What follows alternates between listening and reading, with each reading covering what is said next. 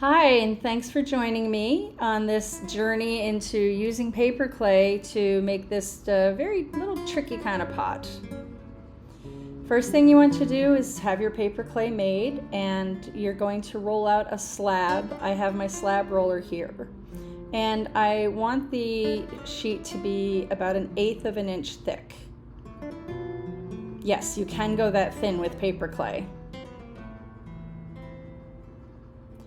And so you see, the first thing we're going to do then is to take the slab and wrap it around. I'm just using a paper armature, and so I came up a little short, so you see that I am just adding some paper clay by cutting 45-degree angles, and I'm just going to join these pieces using water.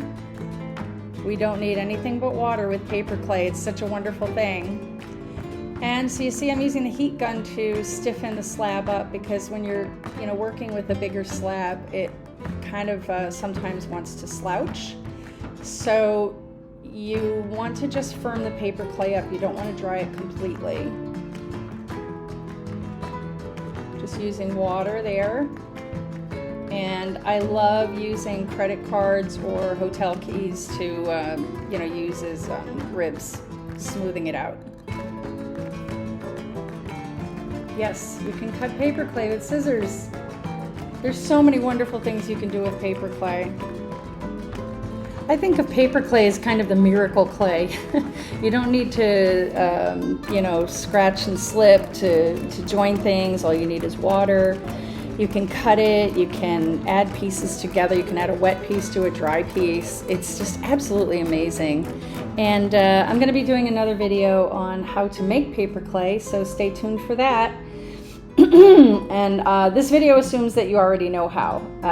You could try this with just a regular clay. You couldn't do it quite as thin. I'd say you'd have to roll your slab about at least 1/4 of an inch thick, and I don't know how it would behave. It might not. It probably would slouch a lot. So what I'm doing here, excuse me, is I'm just cutting my darts into the piece, because I want to make that funky shape that you saw in the original photo. Taking out the armature, again, just using water to press the seams together. And I'm measuring because I want to make sure that the darts are the same on either side.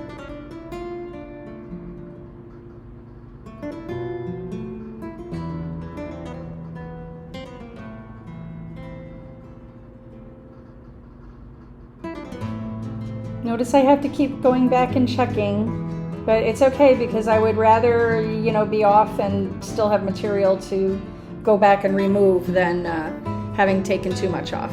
It's a lot easier to take it off rather than go back and add it. Again, credit cards or hotel keys are a lot cheaper than than having to go to buy ribs all the time. Using another slab for the bottom. And I'm going to cut the slab as close as I can to the base. And then what I'm going to be doing, obviously I used water underneath to join them. And then what I'm going to be doing here is using a paddle. I'm going to paddle those sides up to make sure that the join is nice and tight.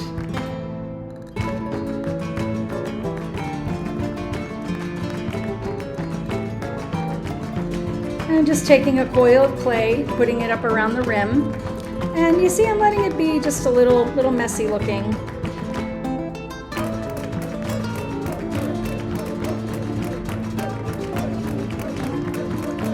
So I made these stamps. It's just a cute little flower, and I'm going to go around and stamp the whole room with the flowers, because the theme of this pot is going to be poppies, and I want to reiterate that in different places on the pot.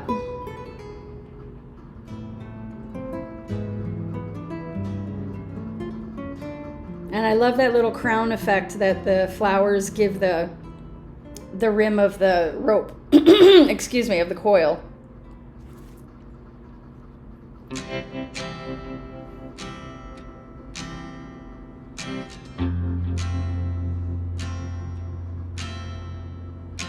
You always need to support your clay on the inside and the outside.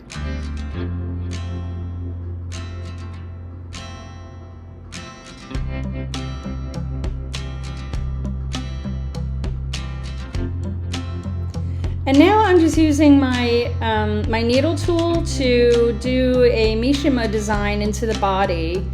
I am using the needle tool to carve out the poppies that will be the main design. Once the body has dried enough, I will just take a brush and sweep off the little knobbies, the little clay boogers.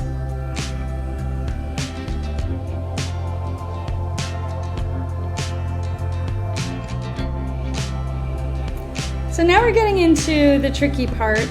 I've rolled a bunch of coils and kept them the same thickness. And these are about 1/8 to 1/4 of an inch thick also. And I'm cutting them the same length. And these are about 1.5 inches long. And you see that I made little teepees with them.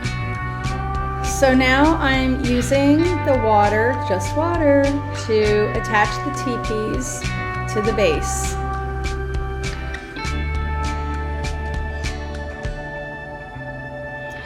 I'm going to be using the heat gun to firm those up before I try adding any more teepees of clay. And here we go. Row 2. Again, be sure to support the clay on both the inside and the outside. The way that I'm joining these is again just with water, and I am pinching one to the other as I attach them.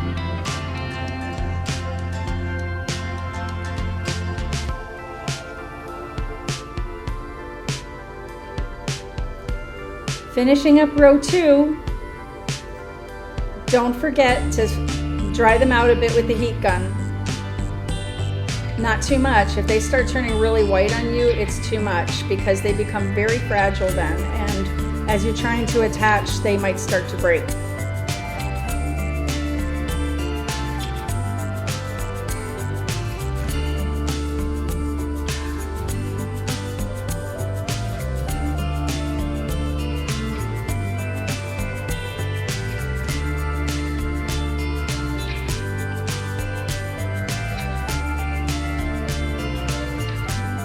So I have this little mold that I made the stamp from that has the flowers in it. So now wherever there's joins, I'm going to take those little flowers and attach them. Here we go with row 3. You have to be careful. This can be very tricky to do. If your pieces underneath aren't stable enough, you're gonna start to have pieces falling. Or if your paper clay is too wet, when you make the teepees, they might start to bend in ways that you don't want either.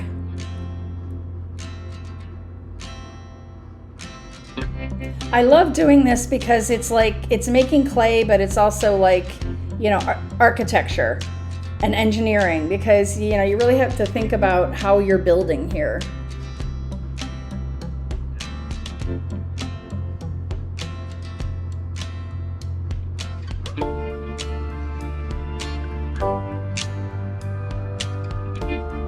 This is a design that just popped into my head.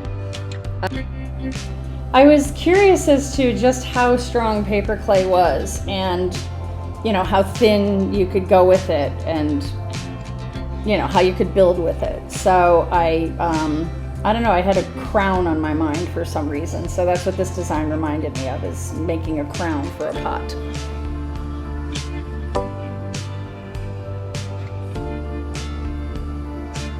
We're doing level 4, getting very tricky. Again, if you don't use your heat gun to firm up the pieces below, you're going to have problems. But again, you don't want to make them absolutely dry, just stable.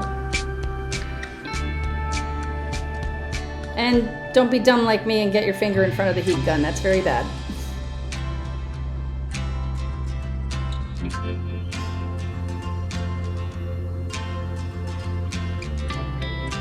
So here I've just made some of those little flowers out of the mold that I made the stamp from, and you see I'm just attaching them where all the joins are.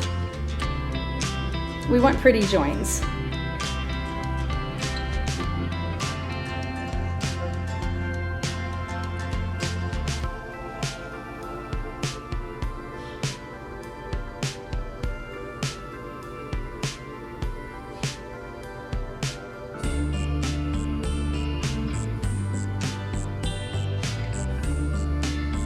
And now this is the second part of the Mishima technique. I am using thin black underglaze to go into all the areas that I carved out with my needle tool. And I'm filling them with the black underglaze.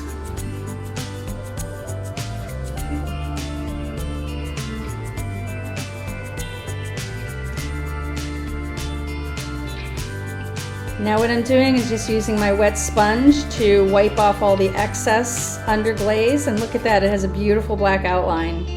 I love Mishima so much, and I love paper clay.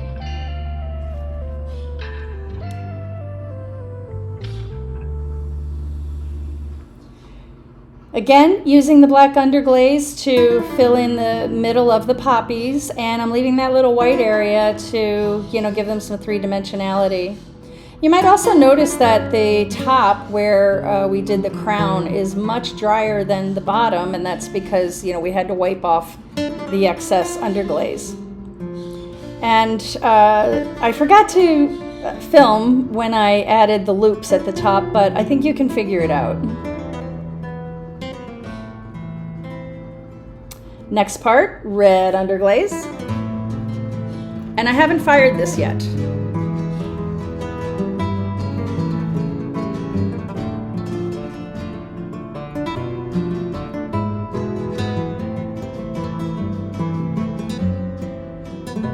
And the finished product, you see, so for some reason the red dissipated on the flowers, but I'm okay with that. And then I went back and I also added some gold luster. So this vase required 3 firings. There was the bisque, and then I dipped it in the clear glaze and gave it a cone 6 firing. And then when I added the gold luster, it required another firing at cone 018. I hope you enjoyed this. I hope you'll try it, and let me know in the comments how it worked out for you.